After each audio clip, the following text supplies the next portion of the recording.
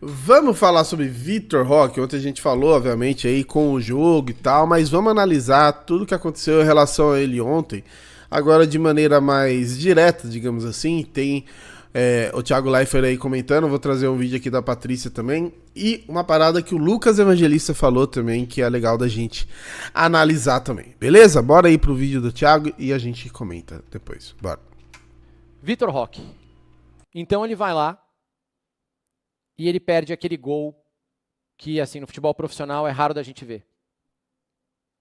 Ele já perdeu um gol parecido. Acho que foi no sub alguma coisa, não é outro dia? Vocês devem lembrar, no Sul-Americano, acho que subiu alguma coisa. Beleza. Quando ele foi contratado por uma baita grana, o Abel, na última coletiva, sem ser essa outra, falou, não fui eu que pedi. Vocês viram ele falando isso? Ó, não fui eu que pedi. Essa contratação foi da presidente. Ele não está jogando o Vitor Roque para os Leões. O que ele está dizendo é, calma, torcedor. Eu que vivo me esquivando das perguntas sobre reforços e dando minhas alfinetadas, não fui eu que pedi um jogador de 415 bilhões de euros, entendeu? Não fui eu que pedi um jogador, eu não peço um jogador caro desse jeito para a presidente. Foi ela que decidiu, não sou eu que peço jogadores caríssimos. Eles vêm para mim e eu ajudo a reabilitar, ajudo a botar para jogar e tal. Eu tinha falado para vocês, quando contratou, o Canidinho estava aqui também, que eu me preocupava com o psicológico do Vitor Roque. Que eu queria saber como ele estava na cabeça dele. Como ele estava se sentindo. Porque me parecia que ele não estava bem eu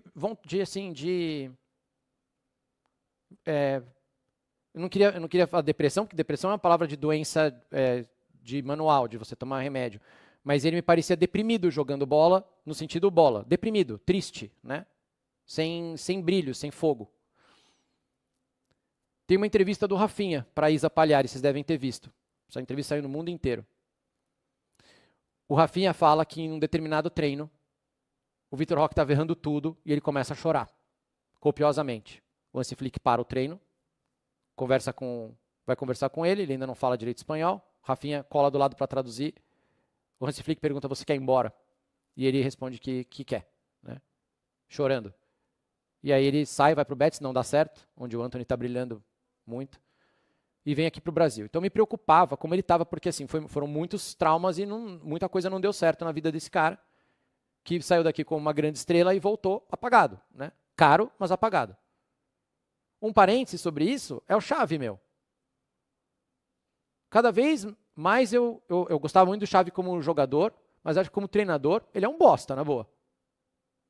Rafinha reclama dele, ele vetou a contratação do Neymar pré-LCA, tá? Pré-lesão.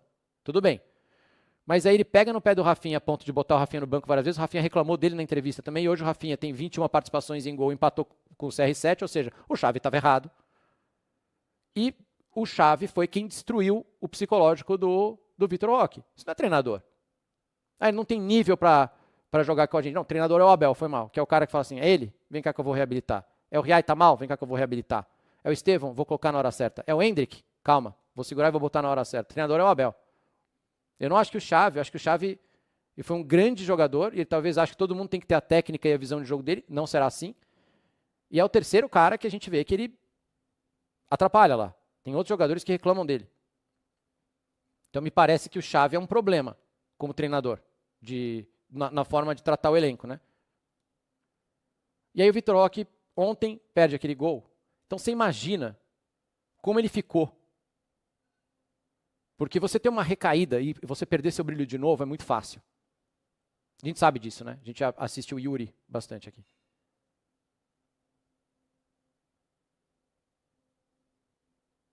Eu não falei acabou com a carreira rica, eu falei acabou com o psicológico. Psicológico. Destruiu o psicológico. A carreira dele lá ele destruiu. Lá. Não o todo. Mas o psicológico, né? Me parece que o Xavi é uma pessoa má, uma pessoa ruim, uma pessoa que não sabe lidar com os outros, me parece. Pelas notícias que chegam, principalmente dos atletas brasileiros, né? E você quer saber? Sim, eu conversei com o Neymar logo depois daquela transferência e me parece que o Xavi não é uma pessoa legal não, cara.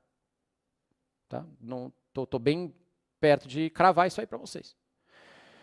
Mas voltando ao Vitor Roque, então ele erra aquilo lá, e na sequência, quem estava assistindo o jogo viu, ele erra absolutamente tudo. Tudo. Quando ele perde aquele gol, é um desastre. Ele erra passe fácil, ele atrapalha, ele rouba a bola, ele dá a cabeçada na hora que não tinha que dar e tira do cara que está atrás. Assim, ele começa a errar tudo. Se o jogo termina assim, sem ele fazer o gol que ele fez, ia ser muito difícil para o Vitor Roque e para o Abel. Porque iam ser 72 horas até o Clássico, 72 horas que ele ia ser ironizado por vocês. Também, com meme, chamando de Bagre, Vitor Bagre, Tigre ou Bagre. 72 horas apanhando, isso chega no jogador, um jogador que já não está bem, não vem, né, tá buscando ainda se reafirmar, acabou de fazer o primeiro gol outro dia. Só que, cara, ele consegue fazer o gol. Ele insiste, ele luta e ele vai na última bola, ele arranca contra tudo, contra o psicológico dele, contra a perna dele que estava errando, estava dura, estava fazendo tudo, e ele consegue fazer o gol. Esse gol aí, cara, foi o gol mais importante da vida do Vitor Roque. Tanto que ele não comemora, é um gol de alívio. Ele faz o gol e ele sabe do que ele se livrou nas próximas 72 horas. Imagina ele chegar no Clássico sem ter feito esse gol aí. Então, cara, esse gol do Vitor Roque ontem foi um gol de um moleque que, assim, merece os parabéns, porque poucos jogadores iam ter conseguido sair do buraco que ele saiu na noite de ontem, depois de ter perdido aquele gol. Mesmo ganhando o jogo, mesmo com o Palmeiras 100%, olha tudo que ele passou, olha aquele momento ali, ele sabe, cara, ele tá no campo, ele sabe o que estão falando dele, ele sabe o que os narradores estão falando como ele sabe. E eu fiquei muito impressionado dele ter conseguido fazer aquele gol lá. E torço para que ele se reabilite, porque a gente precisa dos grandes jogadores. Ele é um cara que, obviamente, sabe jogar futebol, mas que teve os últimos meses difíceis, meu. E tem gente que reage diferente, como eu falei para vocês. Tem gente que é mais resiliente, que, beleza, bate no peito e segue em frente. Tem gente que precisa de terapia. Tem gente que corta o dedo e desmaia com sangue. Tem gente que corta o dedo, cospe, passa um álcool gel e segue o baile. As pessoas são diferentes. Então foi o gol mais importante da vida do Vitor Roque ontem, tá? E agora vamos falar... Interessante isso que ele fala, né? E inclusive até colocando aqui, ele fala ali sobre o que a gente ia fazer, né? Os palmeirenses mesmo. Durante o intervalo, eu não gravava vídeo durante o intervalo, os Reels e tal. E ontem eu testei, até porque o pessoal que eu trago aqui, né, os corintianos, os flamenguistas, às vezes que a gente traz reações, eles fazem muito. Acaba o intervalo, eles já fazem uma análise rápida ali e bora. E vocês estão muito quentes para comentar, então é legal, assim, dá um engajamento bom, né? Eu vi isso ontem na prática. E ao falar do Vitor Roque, eu tomei o máximo cuidado possível, tá ligado? Porque, inclusive, eu elogio a arrancada que ele dá pra roubar a bola e depois eu falo, pô, não sei se foi o gramado e tal. E, de fato, teve um negocinho do gramado ali, mas, sei lá, faltou ele pisar firme ali, enfim. Mas a resiliência dele ontem impressionou, porque... E tem outro ponto aqui que eu vou trazer com a Patrícia também, porque não foi só a resiliência do Vitor Roque, né? Ele ficar em campo até o final do jogo passa por um senhor, né? Passa por esse senhor aqui, vamos ver o que a Patrícia falou. Esse lance aqui do Vitor Roque me lembrou uma fala bem forte do Abel Ferreira em uma das suas últimas coletivas. Ele disse que precisa colocar gelo na imprensa porque os mesmos que elogiam são os mesmos que criticam. E em questão de instantes, esse lance já estava em praticamente todas as páginas do Instagram, com comentários bem pesados, e inclusive na transmissão que eu assisti, pegaram bastante no pé dele. Bom, de fato, foi um gol perdido, é verdade. Mas eu, pelo menos, penso que não dá para colocar ninguém, seja jogador de futebol ou qualquer ser humano, em apenas duas caixas, sendo a boa e a ruim. Se você acerta, você é útil, solta a carta tigrinho, o 9 chegou. Se você erra, descarta, 150 milhões jogados no lixo, não serve mais. Depois do Vitor Roque ter perdido o gol, era perceptível o abalo mental dele. Até porque, no modo que eu enxergo o futebol, o fator de rendimento técnico está totalmente atrelado à sua confiança e segurança dentro de campo. Felizmente, o Abel Ferreira bancou o Vitor Roque o jogo todo e no final ele fez um golaço. Eu entendo que o futebol mexe muito sim com nós, torcedores. E é por isso que eu prezo o equilíbrio e mais ainda, é por esse motivo que o futebol em alguns momentos como esse do Vitor Roque pode parecer injusto nessa sociedade utilitária que a gente vive. Mas é esse mesmo futebol que tem uma palavra que eu valorizo muito: a possibilidade, ou seja, É através da possibilidade que a gente tem a oportunidade de tentar de novo, de se levantar e muitas vezes até dar uma resposta aos imediatistas e extremistas que vivem nessa polarização dos tempos modernos. O preço da exposição de jogar num clube gigante como o Palmeiras, de fato, é muito alto. Mas que a gente também não se esqueça de fazer uma reflexão justamente nesses momentos, que exigem discernimento, consciência e, principalmente, paciência para respeitar cada etapa desse processo que, pelo menos eu, já vejo impressões muito positivas para essa temporada. Avante palestra! Eu vou deixar o canal da Patrícia, eu roubei aqui do Insta dela, mas eu vou deixar o canal, que pelo amor de Deus, que aula, né? Olha, eu queria essa dicção e essa capacidade de raciocínio, viu, Patrícia? Nossa, incrível mesmo, sensacional o que ela falou aí, e é um fato, como eu disse, pô, aconteceu o lance, eu falei, mano, eu vou comentar isso aqui, mas eu tenho que tomar todo o cuidado do mundo. Porque, óbvio, porra, eu entrei ali, especialmente no Twitter, os comentários eram bizarros, montagens, você já começa a receber e tal. E assim, eu entendo, cara, eu também não vou aqui falar, pô, o cara pode perder um gol desse. Eu sei que também, pô, a posição dele pede que ele faça um gol desse. Ele foi contratado para gol, né? Foi contratado porque até então o Palmeiras tava com problema de 9, depois que ele chega, inclusive, o Flávio Lopes começa a marcar gols e tal. Mas a gente precisa entender, ter a paciência do cara poder colocar a cabeça no lugar e fazer o que ele sabe fazer. Sabe por quê? Eu tava reparando no gol que ele fez, né? Eu falei, tipo assim, me parece que ele erra a bola na hora que ele vai pro fundo e ele corta pra dentro. Eu pensei que ele tivesse meio que tropeçado, meio que deu certo. Depois você vai ver de perto. Não, ele realmente dá aquele toque muito consciente, né? Fora toda a explosão dele, da velocidade, que ele sai atrás e chega na frente do zagueiro, e a força pro cara não conseguir roubar a bola dele. Então o Vitor Roque, ele é muito bom. Ele é muito bom. Muita gente comparava com ele, que a gente falava até que era melhor. Eu acho que é legal até deixar essa comparação de lado, mas só o fato dessa comparação existir já mostra que ele é muito bom, porque o Endrick, mano, fez o que fez aqui no Brasil e não impede do Vitor Roque fazer algo parecido. Tem muita explosão, tem muita qualidade, já tá mais velho, já tá mais experiente, precisa realmente deixar essa parte mental muito forte, que é o que ele acredito que ele tem feito. E aí que eu falei do Lucas Evangelista, né? Eu só não vou trazer o vídeo aqui, cara, porque infelizmente a Conmebol é meio chata, assim, então eu não sei o que eu posso e o que eu não posso trazer, mas tem a fala dele aqui, ó.